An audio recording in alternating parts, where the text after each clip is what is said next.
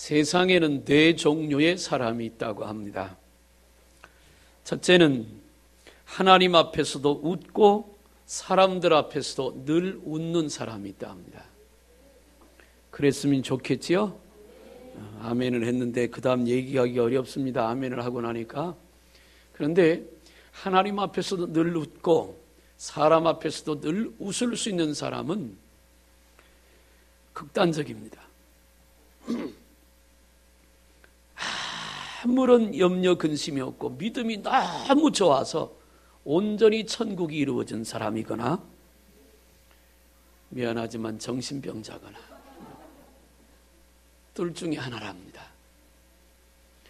여러분, 세상에 사는 사람들 중에 암 걸릴 확률이 전혀 없는 사람이 하나 있는데 그게 누구냐면 미친 사람들입니다. 그렇게 얘기를 하고 보니까 어떤 면에서 우리가 회개할 것이 참 많은 것 같이 생각이 됩니다. 하나님께 정말로 맡기는 믿음의 삶을 살았으면 스트레스 받을 일도 없을 거고, 성경이 그랬잖아요. 누가 원수가 있거든 배고프면 먹이고 벗었으면 입히고 또 용서하기를 70번씩 7번이라고 하라고. 그러면 하나님께서 갚아주신다고. 하나님께 갚을 것을 믿으면 편한데 왜 그렇게 꼴이 보기 싫은지. 그래서 첫 번째 종류의 사람은 하나님 앞에서 웃고 사람 앞에서 웃는 사람이 있고, 또 하나의 사람은 하나님 앞에서도 울고 사람 앞에서도 우는 사람이랍니다. 날마다 우는 거야. 하나님 앞에도 울고 사람 앞에도 울고. 아마 이 정도 되면 생각나는 단어가 뭐냐면 짠다. 짠다. 늘 질질 짜는 사람. 이 사람들을 보면 비관주의자들이랍니다. 그리고 대부분이 우울증 환자이기도 하답니다. 우울증 환자가 다 그러는 건 아니지만 그러기가 십상이라는 말이죠. 그래서 항상 비극적이고 비관적으로 생각하고 사는 불쌍한 사람들입니다. 또 어떤 사람의 종류가 또 하나 있는데, 하나님 앞에서는 웃고 사람 앞에서는 우는 사람입니다. 하나님 앞에서는 괜찮다고 속을 들여다 내놓지 않고 웃고 사람만 붙들고 늘 우는 사람. 사람들은 이런 사람들을 피곤한 사람들이라고 합니다. 피곤하지요. 만나면 서로 웃고 좀 도움을 줘야 되는데 맨날 우는 소리 하면 형제라도 만나기가 어려울 것 같아요. 그래서 이런 사람은 사람들이 서로 좋아하지를 않는다 합니다. 그런데 네 번째 사람이 있습니다. 이 네 번째 사람은 하나님 앞에서 울고 사람 앞에서 웃는 사람입니다. 그 대표적인 사람이 다윗입니다. 다윗은 하나님 앞에 기회만 되면 웁니다. 자기 형편을 내놓고 자기 아픔을 내놓고 자기의 무거운 짐과 고통을 하나님 앞에 내놓고 막 웁니다. 얼마나 울었느냐. 시편에 다윗이 자기의 울음에 대해서 고백하는데 내 눈물로 침상이 썩어 들어간다. 그만큼 다윗은 울었습니다. 다윗은 많이 울었어요. 얼마나 울었느냐. 눈밑이 헐 정도로 울었다. 그렇게 하나님 앞에 잘 울던 다윗이 사람 앞에만 서면 두려운 것이 없습니다. 무서운 것이 없습니다. 왜냐하면 하나님 앞에 울 때 하나님이 은혜도 주시고 응답도 주시고 세임도 주시는 줄로 믿습니다. 그러니까 하나님과 울고 사람 앞에서 울 이유가 없는 거예요. 나는 저와 여러분들이 하나님 앞에서 많이 울길 바랍니다. 옛날, 저는 요즘 노래를 모르니까 옛날 유행가에 사랑은 눈물의 씨앗이랍니다. 사랑하면 울 일이 생긴대지요. 여러분, 하나님을 사랑하기 때문에 아픔도 내놓고 하나님을 사랑하니까 무거운 짐도 갖고 주님 앞에 가는 거예요. 눈물이 얼마나 소중한 것인 줄 압니까? 요즘 암병동에서, 그러니까 국립암센터 같은 그런 병원에서 의사 선생님이 치료하는 것 외에 치유하는 일을 또 하나 하는데, 그게 뭐냐면 웃음 치료라고 하는 겁니다. 이상한 복장을 하고 웃음 치유사가 이상한 목장하러 엉덩이도 다 나오는 것 같은 분장을 하고 그 안에서 막 웃고 환자도 웃고 간호사도 웃고 그 다음에 의사도 웃고 깔깔대고 웃고 배꼽 잡고 웃고 때로는 떼굴떼굴 구르고 웃습니다. 그것이 지금도 한국 의학계에서 하나의 치료의 과정으로 점점 발전해 가고 있어요. 나중에는 그 영역이 굉장히 커질 거예요. 사람의 몸은 말입니다. 많이 웃으면 우리 몸에서 좋은 성분이 나와서 암세포도 죽이게 되고 우리 몸을 괴롭히는 염증세포도 죽이게 된답니다. 많이 웃읍시다. 오늘 아침에 혹시 인상 쓰고 오신 분이 있으면 활짝 펴시길 바라요. 그런데 그 웃는 것보다도 훨씬 더 좋은 물질을 많이 내보내는 그런 일이 하나 있는데 그게 뭐냐면 따라합시다. 감동받아서 우는 것. 감동받아서. 그러니까 남편은 아내를 많이 감동시키고 아내는 남편을 많이 감동시켜야죠. 또 이 얘기 듣고 집에 가서 당신 한번 나 감동시켜봐. 절대 그렇게 감동 안 한답니다. 그래 감동돼서 오는 눈물은 우리 몸에 더 유익을 끼친다는 거예요. 물론 억지로라도 웃거나 울면 또 그것도 우리에게 괜찮은 좋은 효과를 이루는데 근데요 그 웃음학자들이 연구를 해보니까 초소 있잖아요. 비웃는 거. 이거 비웃으면 자기 몸에서 자기 몸을 해야 하는 독소가 나온답니다. 하나님이 얼마나 지혜로우신 분이세요? 여러분 웃으며 하나님 앞에는 울지만 사람 앞에는 웃으며 삽시다. 내가 사람 앞에 눈물 흘리고 사정한다고 사람이 내 형편을 다 들어주거나 해결할 수 있는 게 아니잖아요. 하나님이 내 인생과 하나님이 내 삶을 붙들고 계시니까 그 하나님이 해결할 줄로 믿으시길 바랍니다. 여기 앉아있는 여러분들 혹은 이 세상의 많은 사람들 중에 실패하길 원하는 사람은 하나도 없을 겁니다. 다 성공하길 원하죠. 한번 해볼까요? 여러분 다 성공하길 원하시죠? 실패하길 원하시죠? 누가 하면 하셨어요? 취소해요 그건. 네. 다 성공하길 원하세요. 다. 그러면 모두가 성공하길 원하는데 다 성공하냐? 그렇지 못하죠. 사실은 그래서 우리 삶에 문제가 있는 겁니다. 그런데 오늘 본문의 말씀을 보니까 이렇게 말해요. 대저 의인은 7번 넘어질지라도 다시 일어나려니와. 여러분 이 말 속에는 이런 뜻이 있어요. 한번 따라합시다. 누구나 실패할 수 있다. 누구나 실패할 수 있다는 거예요. 저도 여러분들도 실패할 수 있습니다. 근데 문제는 뭐냐면 다시 일어나느냐 일어나지 못하느냐가 문제입니다. 1년 12달 365일 동안 비가 한 방울도 안 오는 곳이 사막입니다. 그래서 사막이 되는 거예요. 만약에 사막에 지금도 매주마다 비가 오고 매월마다 비가 오면 그 사막은 수풀이 우거지는 옥토가 될 거예요. 비가 한 방울도 오지 않고 매일같이 그야말로 구름 한 점 없는 하늘에 해가 내려쬐니까 사막이 되는 거예요. 우리 생각에는 맑은 날이면 좋을 것 같잖아요.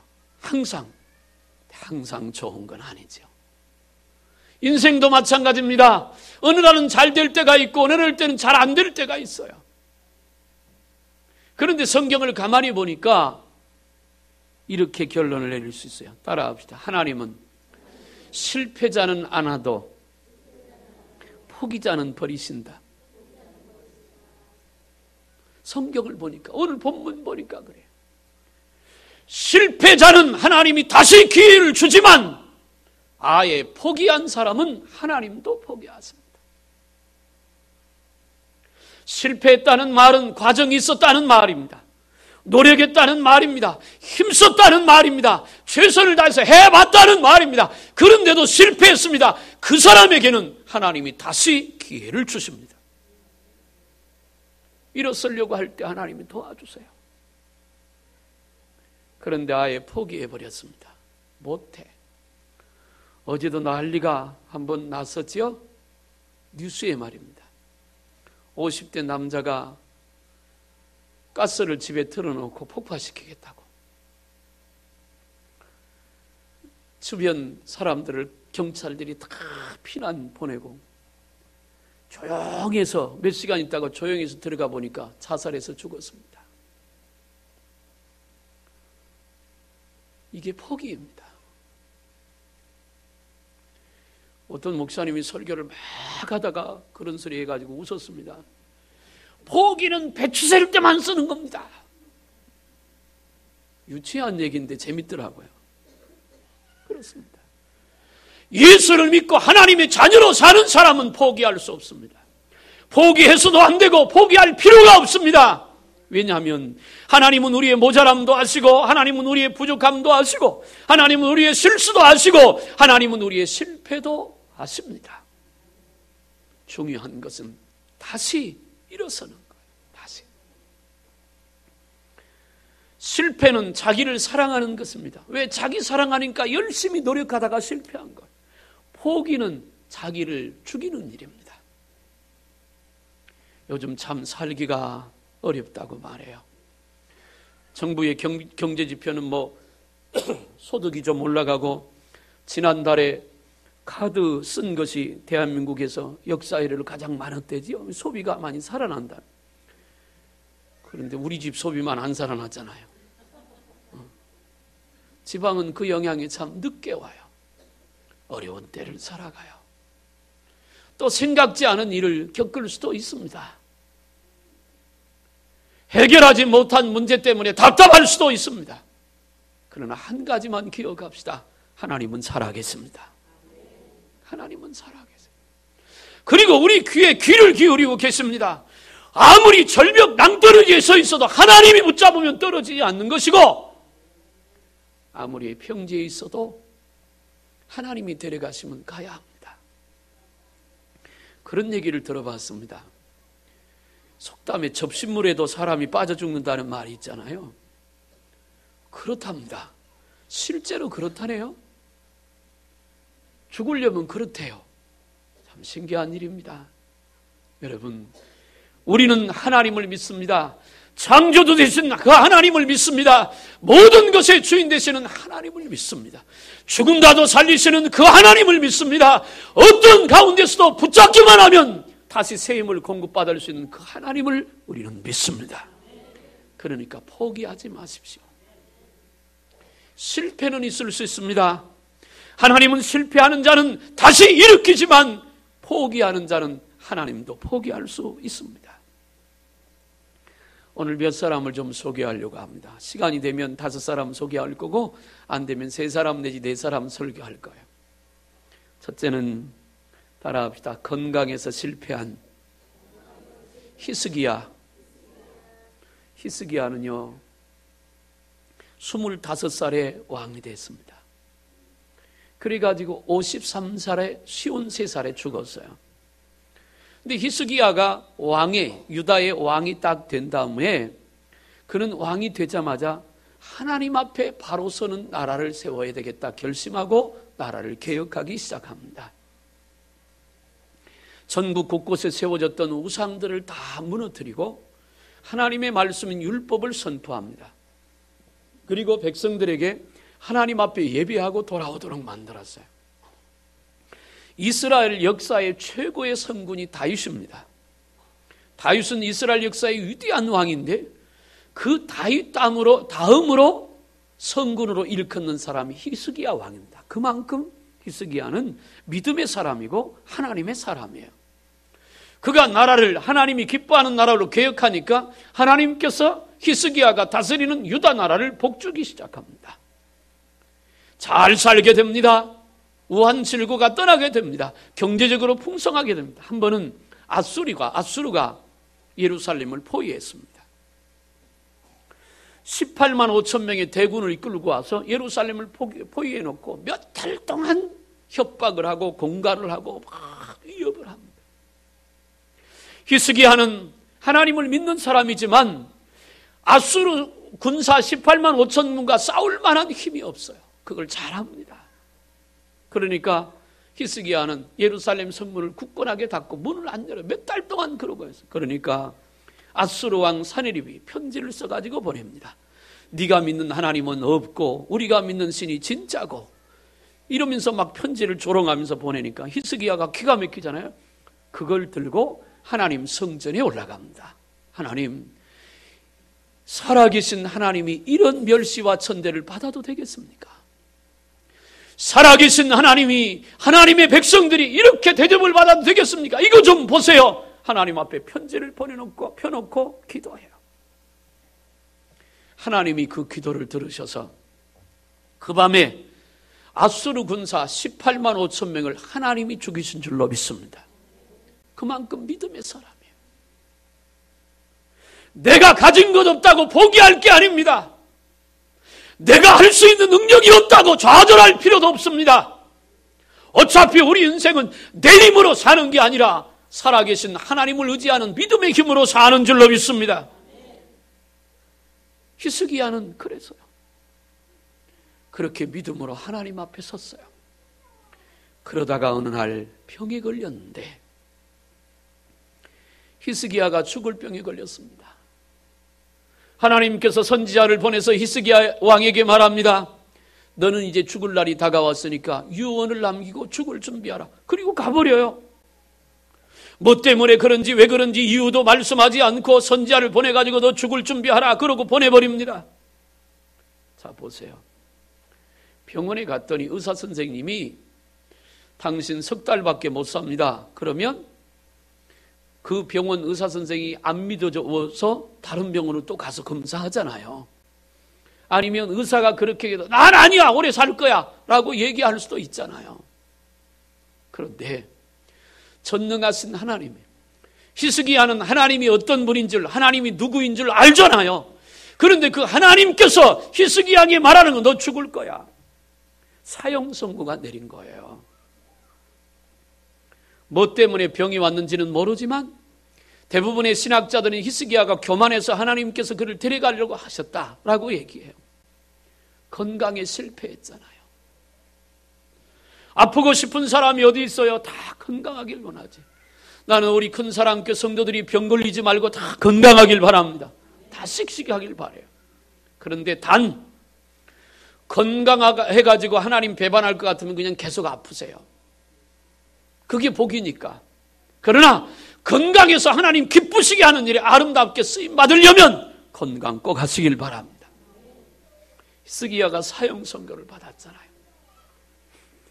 선지자가 돌아간 다음에 히스기야는 자기 방에 들어가 문고리를 걸어 잠그고 벽을 향하여 앉아 하나님 앞에 기도합니다. 하나님, 이전에 내가 하나님을 어떻게 사랑하고 하나님을 어떻게 섬겼는지 하나님 아시잖아요. 여러분, 하나님 앞에 기도할 때도요, 꺼리가 있어야 돼, 꺼리. 내가 이전에 그 어렵고 힘들 때 하나님을 얼마나 사랑하고 어떻게 하나님을 섬겼는지 하나님 아시잖아요. 그러니까 지금은 내가 부족할지라도 그거라도 봐서 나 좀 살려주세요. 그게 히스기야의 기도예요. 통곡하며 기도합니다. 간절히 기도합니다. 하나님으로부터 사형 선고를 받았다면 그 사형 선고를 취소할 분은 누구세요? 하나님이시죠. 그러니까 하나님 앞에 엎드리는 거예요. 그렇게 기도해요. 얼마나 절박하고 얼마나 간절하고 얼마나 생명을 건 기도였으면 선지자가 집에 도착하기 전에 하나님이 선지자에게 응답을 주세요. 야, 너 다시 가야 되겠다. 가서 히스기야 왕에게 얘기해라. 내 눈물을 내가 보았고 내 기도를 내가 들었노니 내 생명을 15년이나 연장시켜 줄 것이다. 하나님이 사형 선고를 취소했습니다. 미뤘어요. 히스기야는 건강에 실패한 자지만 그는 그걸 포기하지 않았어요. 하나님으로부터 사형 선고를 들었지만 포기하지 않았어요. 다시 일어나서 십자가 붙들고 승리한 줄로 믿으시길 바랍니다.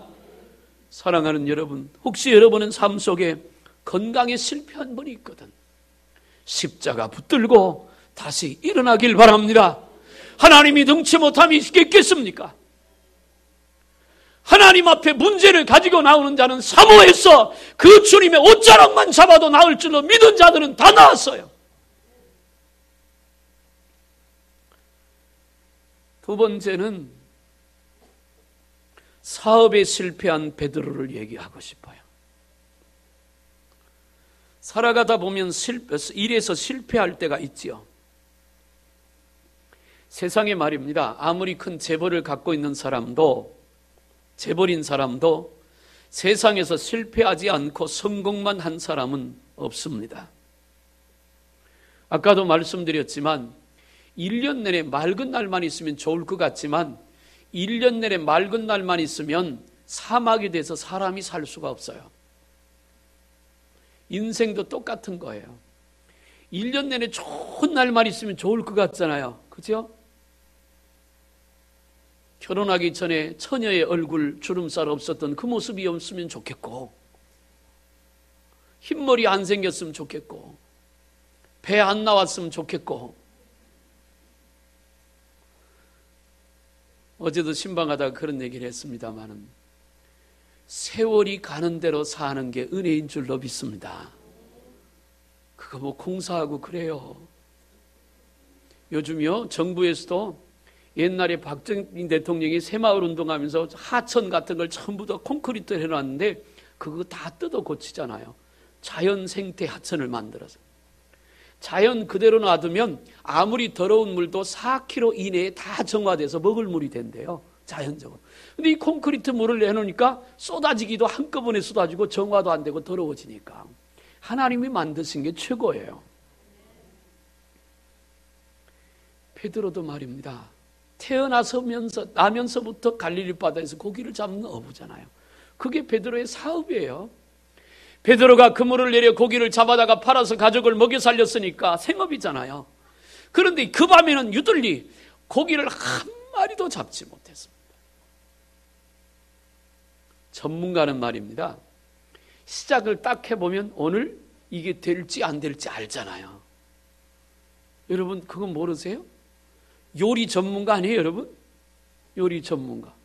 요리 딱 처음 이 상태, 물건, 예를 들어 생선찌개를 한다면 생선 상태를 보면 이거 맛있겠다, 안 맛있겠다, 금방 답 나오지 않아요? 반응이 없으니까 난 잘 모르겠는데. 알 수 있을 것 같은 나는 제 차에 제가 이렇게 차를 타서 시동을 딱 걸면 오늘 차 컨디션이 좋은지 안 좋은지 금방 알아요. 진짜 그래요. 그리고 저는 자동차 키 꼽아서 시동 걸어서 운전하고 가는 건 잘하는데 고치는 건 못해요.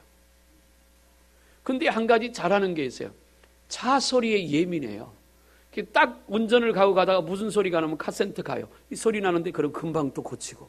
그게 좋더라고요. 베드로가 말입니다.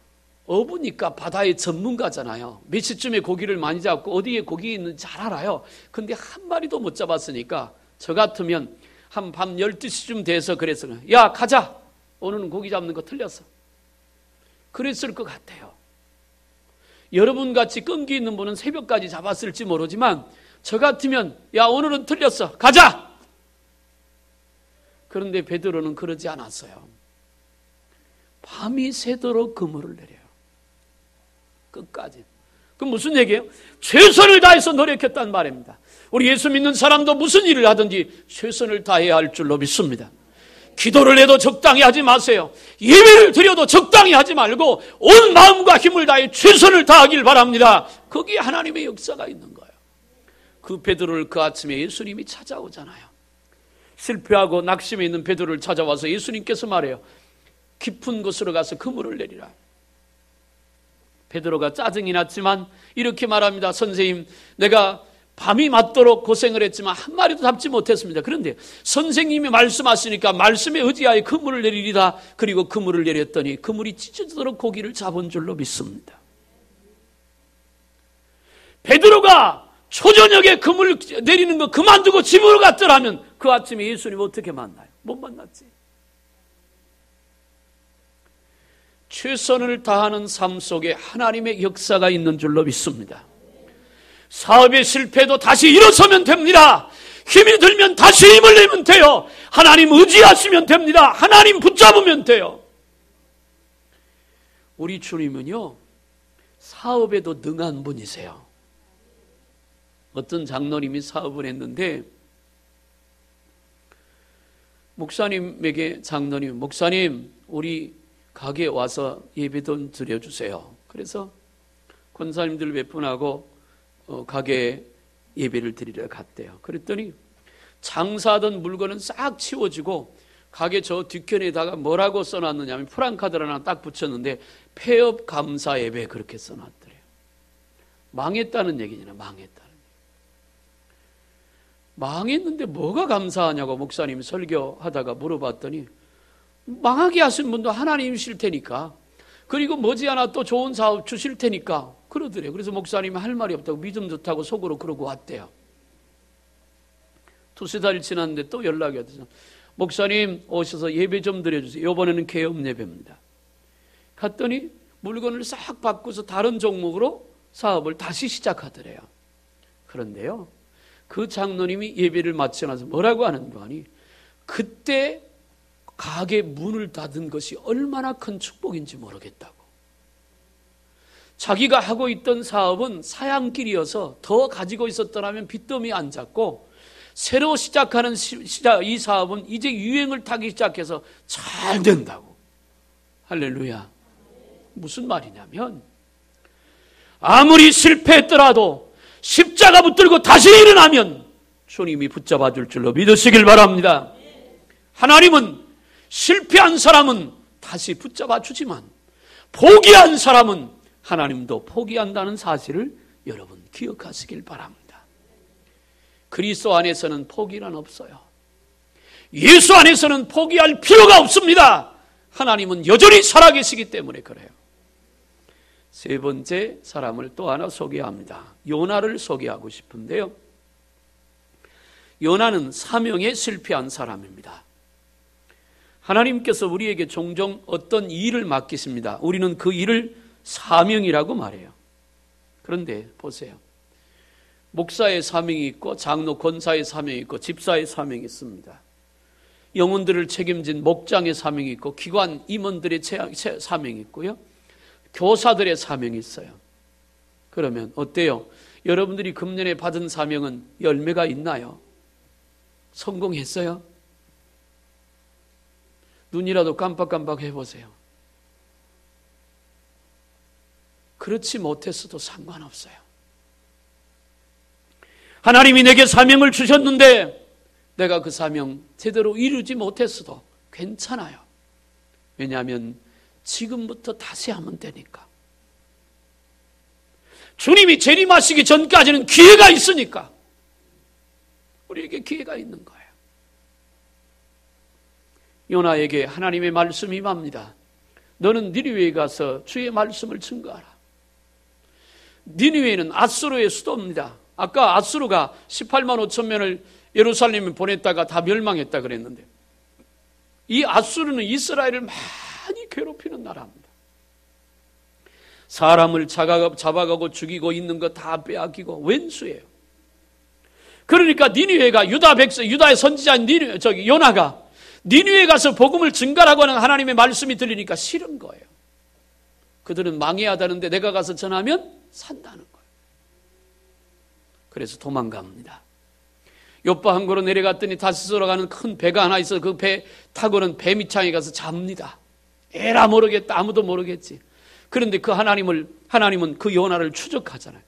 바다에 풍랑을 일으킵니다. 코너에 몰아넣습니다. 결국 요나가 제비뽑기에 뽑혀서 바다에 던졌고 물고기 준비했다가 꿀꺽 삼킵니다. 그런데 요나가 말이에요, 사명을 잊어버리고 도망가던 요나가 그 고기 뱃속에서 회개가 일어나요. 저 보세요. 고기 뱃속에 들어가기 전에 회개해야 합니다. 고기 뱃속은 지옥의 고통이거든요. 어떤 사람은 고기 뱃속에 들어가서야 깨닫고 회개하는 사람이 있습니다. 얼마나 힘들고 아파요. 일찍 하나님의 명령을 따라 사명 따라 갔더라면 요나가 그 고생하지 않아도 되잖아요. 그런데 말입니다, 고기 뱃속에 들어가서라도 회개한 요나를 하나님이 받으시고 어느 날 고기에게 하나님이 말씀했어요. 야, 그 요나 토해내라. 거기다 고기에다 그랬을 거예요. 너 먹어봤자 배만 아프잖아. 소화도 못 시키는 그 인간. 빨리 토해내. 토해냈어요. 바닷가에 요나가 토해냈습니다. 살아났어요. 그리고는 하나님의 사명을 따라 니느웨에 가서 복음을 전하고 12만 명이나 되는 니느웨 사람들을 구원시킨 줄로 믿으시길 바랍니다. 사명에 실패한 요나도 다시 일으켜서 쓰시는 하나님. 2013년도에 하나님께서 내게 주신 사명이 있는데 내가 이제까지 그 사명을 감당하지 못했어도 아직 기회는 남았습니다. 아직 기회는 남았어요.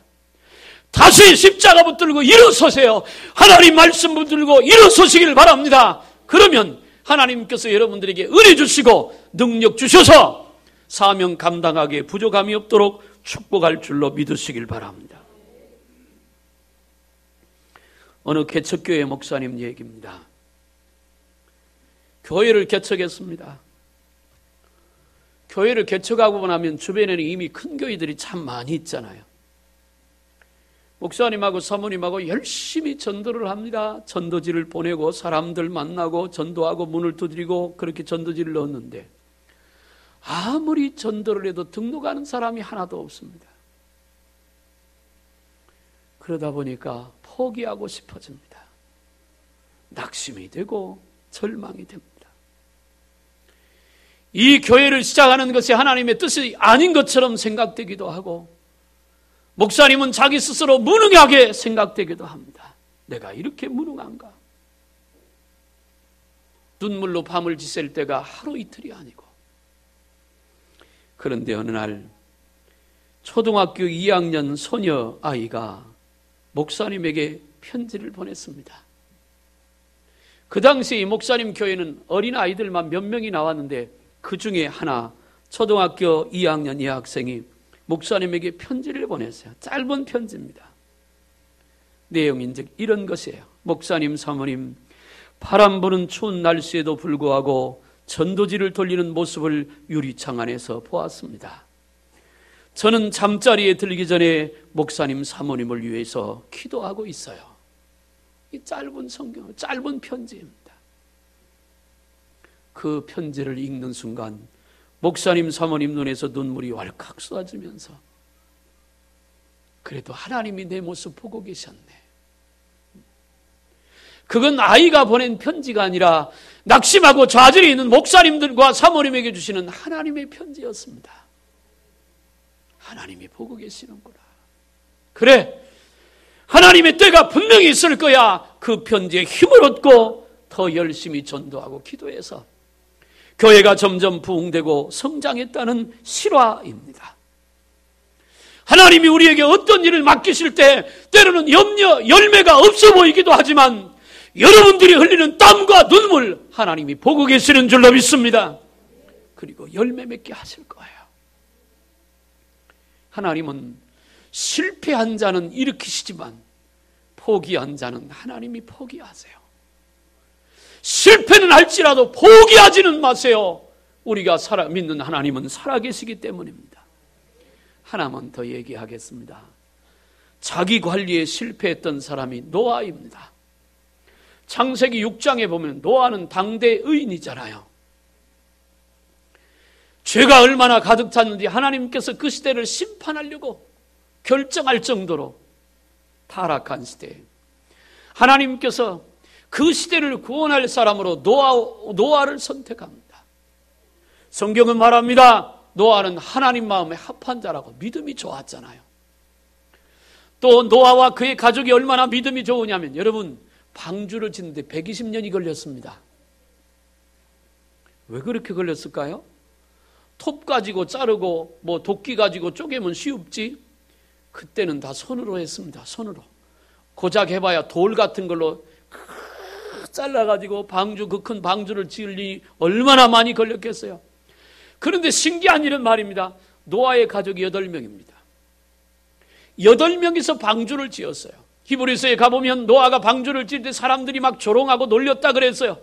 노아의 아내가 있고 그 자식들이 있을 거 아닙니까? 그 8명이 120년 동안 방주를 지으며 사람들에게 손가락질을 당했는데 신기한 일은 놀랍게도 단 한 사람도 노아가 방주를 짓는 일에 대해서 불평하고 원망했던 가족이 하나도 없다는 거예요.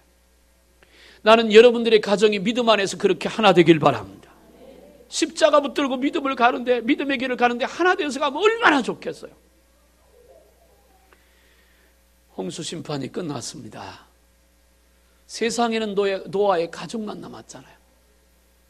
방주에서 나온 이후에 노아가 말해요. 술에 취했어요. 술에 취했어요. 나는 우리 큰사랑교회 성도들이 혹시라도 술 드시는 분이 있으면 예수 이름으로 끊었으면 좋겠습니다.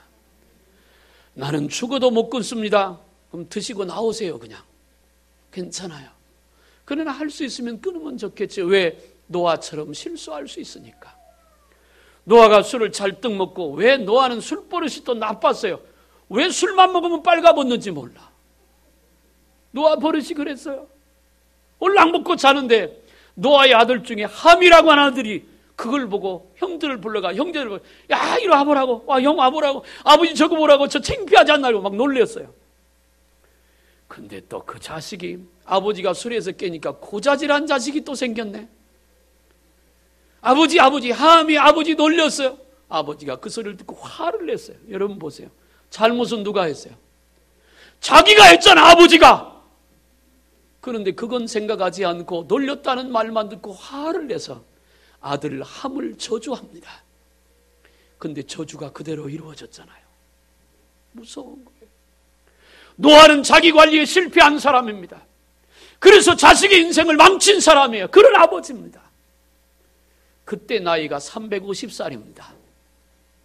아직 멀었죠, 여러분? 350살 되려면? 그때 나이가 350살이에요. 그런데 노아가 몇 살까지 살았는지 960세까지 살았습니다. 엄청나게 살았어요. 우리도 아직 멀었습니다. 그런데 보세요. 350세에 자기 관리를 못해서 실수했는데 960세까지, 50세까지 살 수 있었다는 말은 노아는 자기 관리에 실패하고 이후에 깨닫고 다시 일어섰다는 거예요. 이런 얘기를 하나 하고 오늘 마치려고 합니다. 가난한 의과 대학생이 있었습니다. 밥도 제대로 먹지 못하는 형편이었어요. 하루는 너무나 배가 고팠습니다. 헌 책방으로 갔습니다. 손에는 자기가 대학에서 공부하며 아끼는 몇 권의 책이 들려 있어요. 책을 팔아 굶주림을 채우고 싶어서였습니다. 그래서 눈물을 머금고 배가 너무 고프니까 공부하던 책을 들고 헌 책방에 갔는데, 다행인지 불행인지 그날 책방이 문을 닫았습니다. 그리고 그 앞에 이렇게 쓰여졌어요. 이틀 동안 여행을 떠납니다. 이틀 동안은 책을 팔 수도 없습니다. 너무 배고파서 견딜 수가 없는데 할 수 없이 집을 향하여 돌아가다가 어느 집 앞을 지나가는데 문이 열려 있길래 들어가서 주인에게 말했습니다. 내가 너무 배고파서 그러니까 물이라도 한 잔 얻어 먹었으면 좋겠습니다. 그렇게 얘기를 하니까 마침 집에 있던 어린 소녀 하나가 부엌에서 나오면서 말합니다. 여기 우유가 한 잔 있습니다. 어머니가 계셨더라면 밥을 해드렸을 터인데 지금은 밥이 없네요. 그렇게 우유를 한 잔 대접합니다. 이 의과 대학생은 우유 한 잔을 받아 마시며 말했습니다. 이것만도 고맙습니다. 그리고 몇 년의 세월이 흘렀습니다. 이 대학생은 병원의 의사가 되어 있습니다. 이 소녀의 어머니가 중병에 걸렸습니다. 병원에 입원했습니다. 치료를 하다 보니까 병원비가 엄청났어요. 다행히 고침을 받고 건강한 모습으로 퇴원을 앞두고 있었는데 문제는 병원비였습니다. 두려운 마음으로 계산서를 들고 보니까 입원비 청구서에는 이렇게 적혀 있었습니다. 입원비와 수술비 합계 우유 한 잔 값 이미 몇 년 전에 지불되었어. 그때 우유 한 잔 베풀었던 그 의과 대학생이 그 병원의 의사였던 겁니다. 그리고 알아보고 그 어머니의 병을 무료로 고쳐주었다는 얘기입니다. 우리가 살아가면서 말입니다. 평소에 자기 관리를 잘하면, 베풀고 나누고 심고 그렇게 아름다운 삶을 살면 언제 우리가 어디에서 어떻게 거둘지 모르는 겁니다. 말씀을 마칩니다. 사랑하는 여러분, 하나님은 실패하는 자에게는 다시 일으켜 주시지만 포기한 자는 하나님도 포기하십니다. 힘드십니까? 살아계신 하나님 계십니다. 몸이 아프십니까? 십자가에서 질병을 치료하시는 예수님이 계십니다. 그분이 우리의 구세주입니다. 믿으라고 합니다. 믿으면 된다고 말씀합니다. 할 수 있거든요. 무슨 말이냐? 믿는 자에게는 능치 못함이 없다고 주님께서 약속하셨습니다. 차라리 실패하는 자 되십시오. 포기하는 자 되지 말고 차라리 실패하는 자 되세요. 노력하시고 애쓰세요. 해봅시다. 그럼 하나님께서 지칠 때는 새 힘 주실 것이고 주저앉아 있으면 일으켜 주실 겁니다. 답답할 때는 비전을 보여주실 것이고 듣지 못할 때는 듣게 할 거예요. 일어서서 다시 십자가 붙들고 믿음으로 승리하는 저와 여러분들이 다 되기를 주님의 이름으로 축복합니다. 기도합시다. 살아계신 하나님 아버지, 오늘도 귀한 말씀을 우리에게 주심을 감사합니다. 대저의인은 7번 넘어질지라도 다시 일어난다 말씀했으니 우리 믿음으로 일어나게 하여 주옵소서. 다시 일어서게 하여 주옵소서. 그래서 하나님께 영광을 돌리는 승리하는 믿음의 성도들이 다 되게 하여 주옵소서. 예수님의 이름으로 기도하옵나이다. 아멘.